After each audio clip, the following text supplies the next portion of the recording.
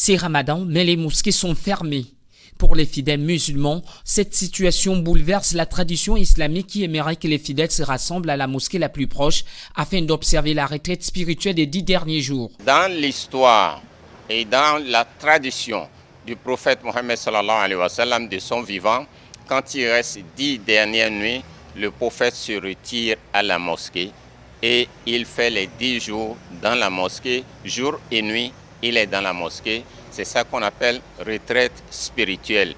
Donc, il sort seulement quand il y a,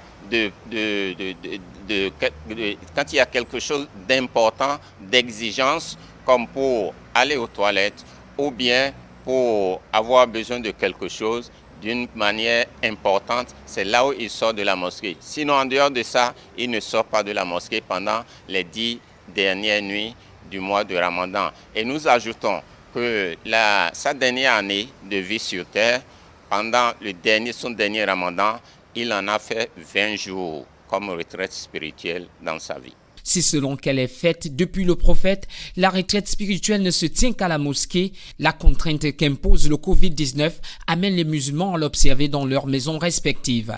Vu sous cet angle, les avantages restent les mêmes. Ad-darurat tuhillu ma'zurat. Ça, c'est la parole du prophète Mohammed sallallahu alayhi wa sallam, que quand il y a des choses recommandées par Allah, lorsque nous sommes dans des contraintes, maintenant, Dieu laisse et ne punit pas. Au vu de ça, les retraites spirituelles que nous avions l'habitude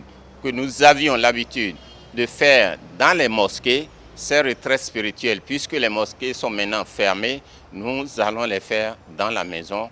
Et comme Dieu connaît déjà la situation que nous sommes en train de vivre, il va les prendre, il va les accepter en tant que retraite spirituelle. Sinon, la retraite spirituelle est recommandée dans les mosquées, uniquement dans les mosquées. Mais la situation nous recommande de les faire chez nous, dans la mosquée. Donc, nous devons prendre soin d'éviter des contraintes, des embêtements et des tracasseries, soit des enfants ou bien de madame. Mais Dieu sait déjà que c'est les contraintes qui nous amènent à faire ces prières dans la maison. On respecte les normes, on les fait dans la maison. La mosquée n'est pas obligatoire pour cette retraite.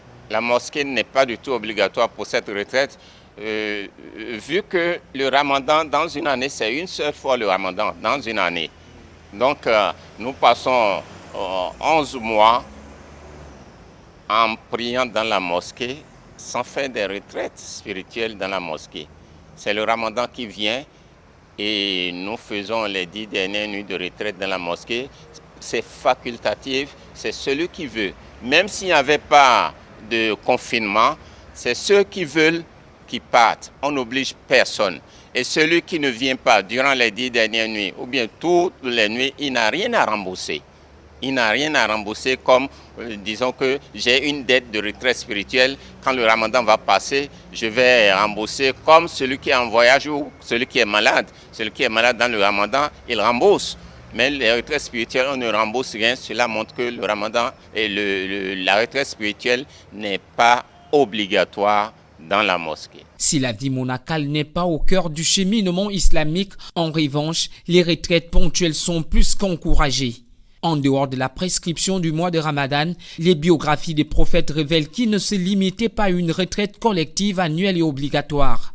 Tous ont expérimenté à plusieurs reprises des retraites selon diverses modalités.